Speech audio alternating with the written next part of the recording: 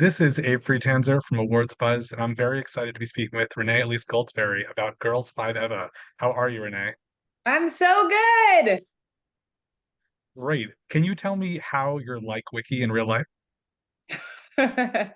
um, I have a big dream, and I understand what she has learned, and that is there is no true success without the help of friends and helping friends. And then that's about it. Uh, we both grew up with, I think, a very supportive family. I am not ashamed of mine. I don't blame my supportive family for whatever has not yet happened in my career while she does.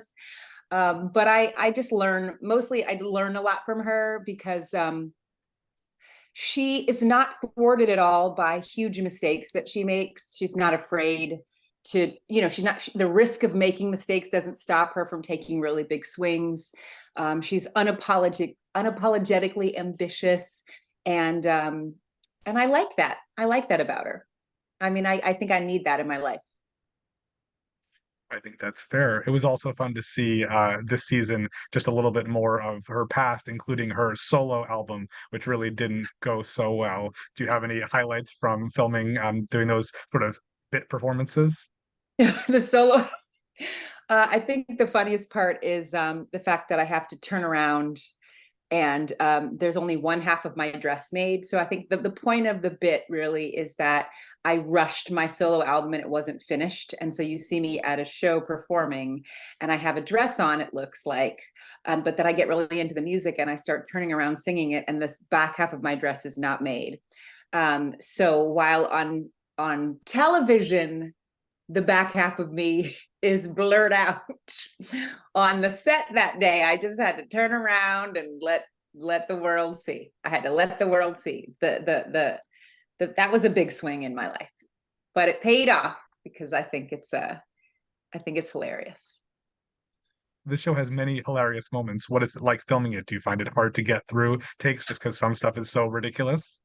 I spent a lot of time laughing hysterically off camera at the other women, and literally anybody. They get the best actors outside of the genius of Sarah Bareilles and Paula Pell and Busy Phillips.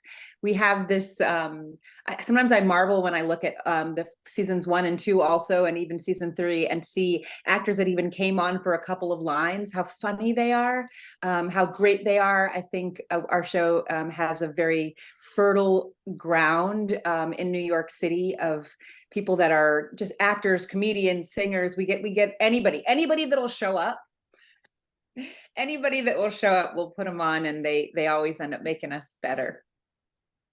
Is there anybody in the cast who breaks more often and just sort of has trouble getting through some of the funnier stuff? That's you.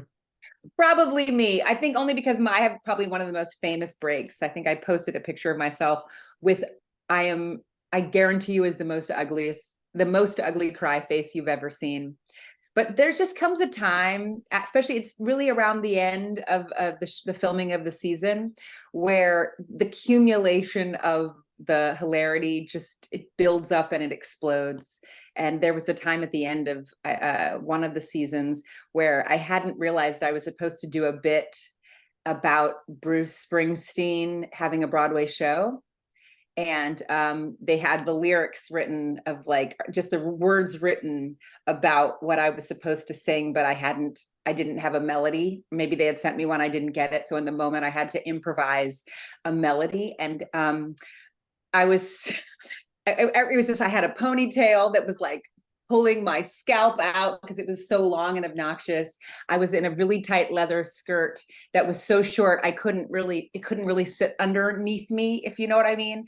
And I was sitting at one of the diner seats, so I just it was just not attractive. You could literally just see me hanging out there, and Paula was looking at me kind of disgusted. And then I had to try to make up what it would sound like if Bruce Springsteen was on Broadway singing Bruce Springsteen, something, 3 eyes and a mouth. I can't remember what it was, but I couldn't get it out. I just was crying hysterically laughing. And fortunately, the crew and the cast is so patient, and we're all aware of how funny it is. I just love it when we have cameramen who have been around for such a long. There's such a loyal family. So our cameramen were on 30 Rock. They were on Kimmy Schmidt. They've seen all of genius that could be, and still they'll be, the camera will be shaking as Paula Pell does something or Busy does something. It's a lot of joy. Well, as someone who's been in a lot of serious musical productions, do you find that this is something different because it's sort of like comedy lyrics, or not necessarily? That's a really good question. I do feel that I live in a renaissance. I do feel that I get this tremendous advantage of living in a world where there's something that feels so theater about so much television. And like I grew up watching Dirty Dancing. I grew up watching Grease. I mean, it's not like we've invented something, but there's something about that cross section between Saturday Night Live and comedic television, and just the fact that we're in New York City and we love theater and we do theater, that just like kind of explodes together on the show. And I feel one of the things I love so much about having been from the theater is that sometimes the most the medium that asks the most from me is the theater, because sometimes it's not just stand here and say this, honestly, or even really hit really high emotional beats or low music beats. Sometimes it also asks me to do that live, singing and dancing in some form of costume or something, and I get to do that on the show, and I'm grateful that I live in a time that that just is so, I mean, this global streaming platform world we live in has so many challenges, we are aware, but it also provides so much opportunity to just tell so many different kinds of stories in so many different kinds of ways. And so I felt tremendously blessed to get to use to get to like someday walk in with green paint all over my face and do a 20-second bit about the possibility of the fact that Jim Carrey might have had a musical called Maskical, the musical.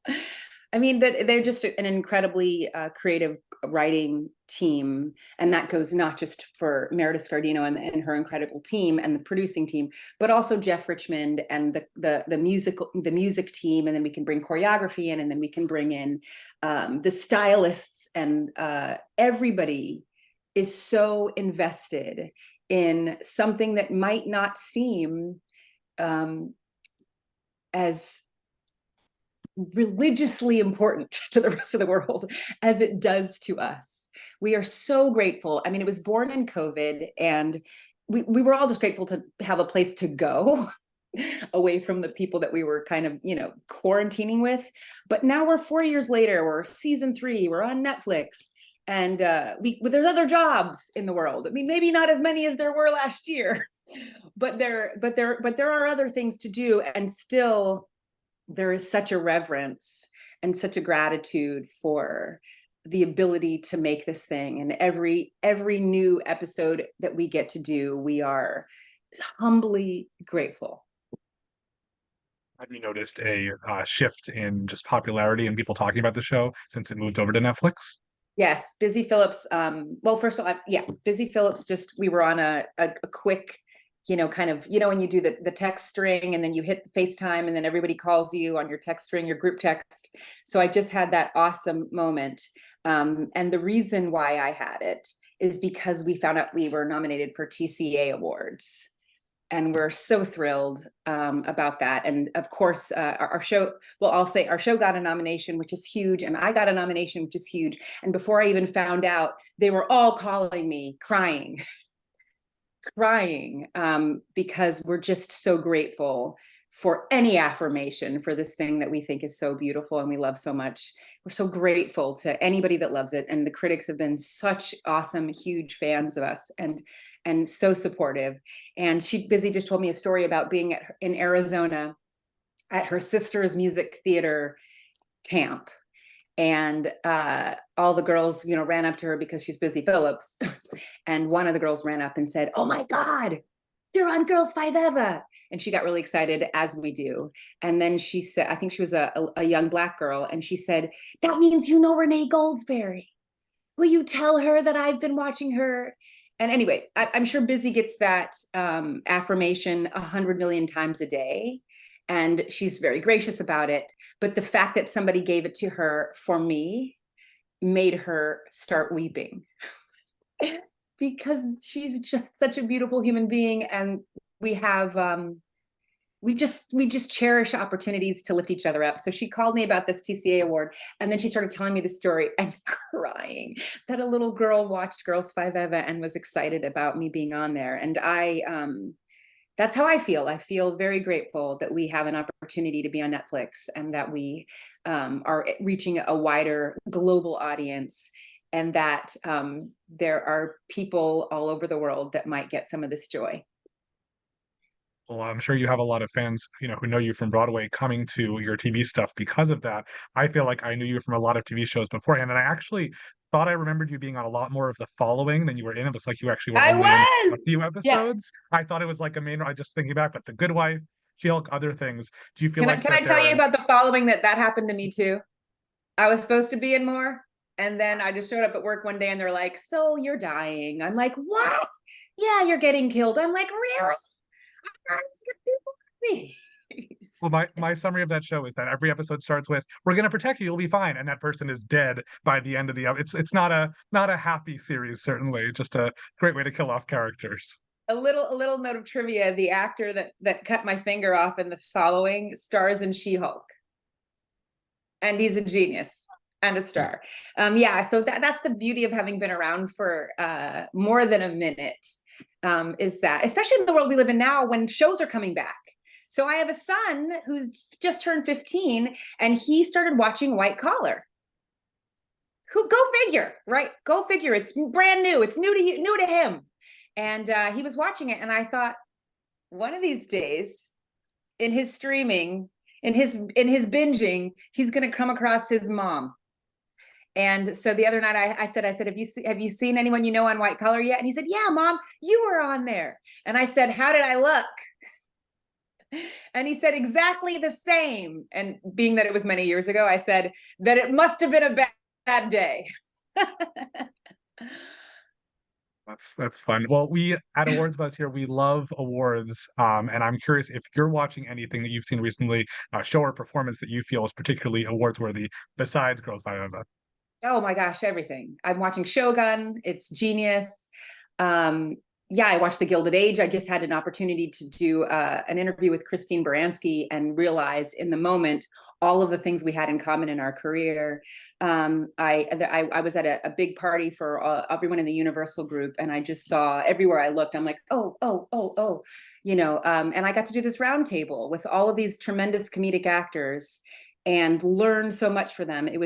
I would call it a bucket list moment that I got to sit at a table with Quinta Brunson. I mean, I could start Maya Rudolph, Michelle Buteau, and to start naming all of those women that I got to sit at a table with, and was already a pinch me moment for me. But what happened at the table had nothing to do with for your consideration and running for something, or in any form of even competition. It was really more this beautiful opportunity of, we are resources for each other. What can I share?